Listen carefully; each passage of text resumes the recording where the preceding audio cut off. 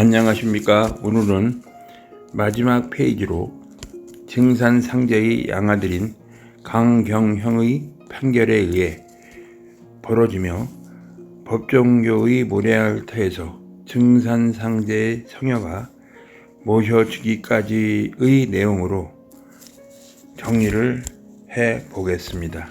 이에 앞서 1940년 사제 원형이 집사에게 보내는 서찰을 살펴보기로 하겠습니다. 세전에 선풍의 편에 답장을 받고 위로됩니다. 확실히 해가 바뀌니 그리움이 배로 간절한데 상가 엿주는 새해에 형께서 성녀 모시는 몸 많은 복을 받으시고 성녀 식구들은 고로 좋으십니까? 우러러 축원하며 그립습니다. 저 소원은 성녀 모시는 일에 다소 편안함에 이것을 다행으로 여기고 있습니다. 그러나 아내의 병이 오히려 쾌하게 떨쳐내지를 못하여 타는 근심을 감당하기가 어렵습니다.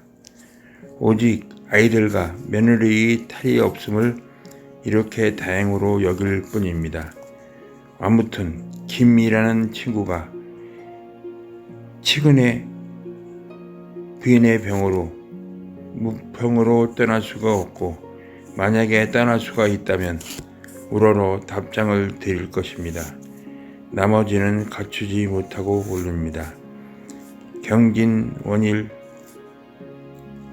17일 1940년 1월 17일 사제 공복인 원형.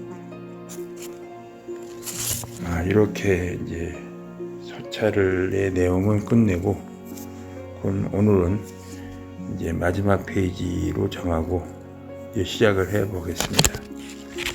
양자인 강경형은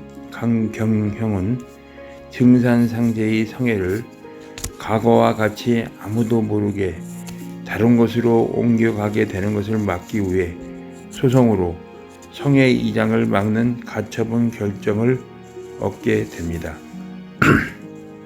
이 가처분에는 김재군, 금산면 금산리 104번지 증산묘원 안에 납골된 강희순, 정치순 유골을 막론하고 손상, 은닉, 기타 방법으로 이전하거나 타에 양여할 때는 형벌을 받음이라는 내용이 담겨있는 가처분 용지가 성애를 모시는 곳에 붙어져 있었습니다. 이러한 내용의 가처분 결정을 알리는 법원 문서가 묘원 앞에 나붙자 법정교 간부들은 시급하게 대책을 세워 나갔습니다. 법정교 측은 강경형을 상대로 소송을 제기합니다. 한편으로 12월 14일자로 강경형은 성애를 모시는 곳의 출입을 금하는 가처분 결정을 법원으로부터 받아내는 데 성공합니다. 재판부에서 있었던 일을 회고해 봅니다. 증산상제님이시여 어디로 가시나이까 하고 가슴 조이며 지켜보던 이들에게는 놀랄만한 소식이 아닐 수가 없습니다. 양측이 전주 법원을 들락거리며 송사를 벌였던 것을 결론적으로 지금까지 안치되어 온 곳에 계시게 해달라는 투쟁이었기 때문입니다. 두 가지 가처분 결정에 이은 본안소송 판결에서는 강경형이 패소하게 됩니다. 전주지방법원 민사3부는 1974년 3월 22일 판결에서 원고 강경형의 청구를 기각시킵니다. 판결문 유지에 따르면 증산상제의 분면은 법정교 소유하에 있음이 명백하다는 것이었습니다. 강경형은 전주지법의 판결에 불복하고 광주 고법에 똑같은 내용으로 항소를 제기합니다. 그러나 광주 고법 민사부 1974년 9월 20일의 판결에서 1심 판결과 똑같은 이유로 패소당합니다. 그는 대법원까지 상고를 했으나 역시 이기지 못했습니다. 고등법원과 대법원이 증산상제 양자 강행경형에게 패배를 안겨준 판결문을 보면 그 제자들이 60년간 분묘를 수호 관리해 왔다면 그 수호 관리권이 종교단체에 귀속되어야 한다는 내용을 담고 있었습니다. 증산상제의 성에 빼앗긴 싸움을 분석해보면 혈족 직계 제자 그리고 증산상제의 계시로 알게 된 계시 제자 등으로 3자 간의 싸움이라는 사실을 알게 됩니다. 이 싸움은 단순한 유골 싸움으로 보여지지만 사실은 증산계 종교의 발전 과정을 잘 함축하고 있는 모형입니다. 증산상제의 성회를 소유하려는 싸움이 진행되는 중에도 과연 그 성회가 진짜이냐 라는 의혹은 없어지지 않았습니다. 명확히 말할 수 있는 것은 아직까지도 증산상제의 잃어버린 왼팔 성에는 어디에 있는지 모른다는 사실이 때문입니다. 증산상제는 전라북도의 한 시골 마을에서 태어난 조선시대 사람입니다. 그리고 39세라는 젊은 나이에 이 세상을 떠나 가신 성인이십니다. 그는 끈질긴 성에 빼앗기 싸움에 휘말려 있으면서도 조선시대 종교의 교주로서 탄탄한 자리를 굳히게 되었습니다. 증산상제의 생애를 보면 종교적 사고를 위해 유랑 생활을 하고 또 본인이 깨우친 바를 중생들에게 교화하는 성인이셨습니다. 종교는 어느 종교이든지 창시자의 소유가 아니라 창시자를 따르는 사람이 완성되어 가는 사람이 되기를 위한 과정이다라고 볼 수 있겠습니다.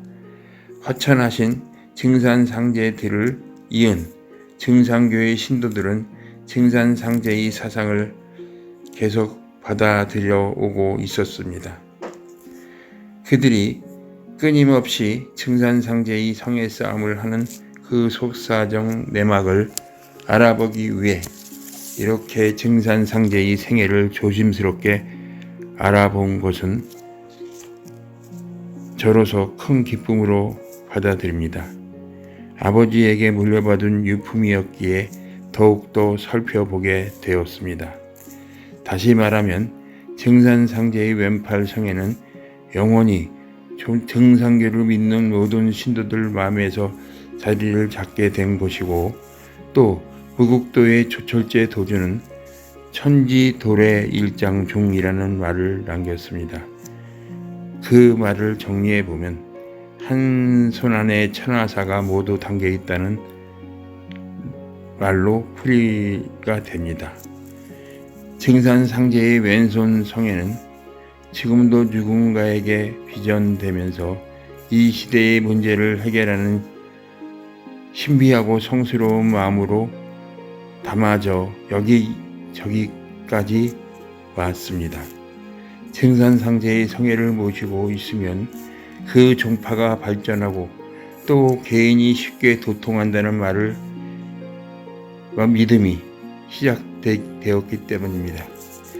이미 증산상제의 왼팔 성회나 또 증산상제의 성회는 이미 모든 신도들이 영원하고 순수한 마음속에서 더욱 깊은 마음으로 머무르게 된 것입니다.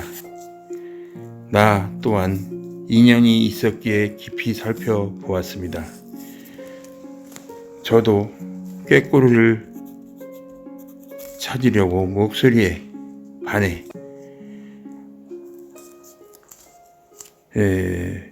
첩첩산중을 찾아다녔습니다.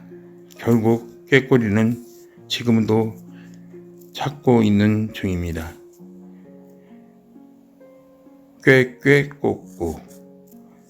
아침에 제가 들어보면 꾀꼬리 소리는 꾀꾀꼬꼬, 꾀꾀꼬꼬, 꾀꾀꼬꼬 이런 식으로 목소리를 듣게 되었습니다.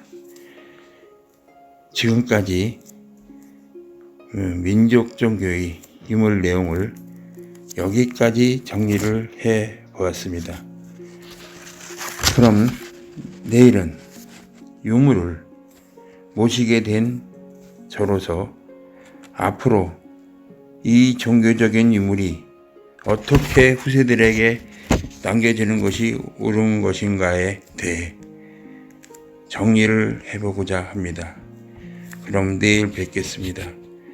감사합니다. 오늘도 좋은 날 되십시오.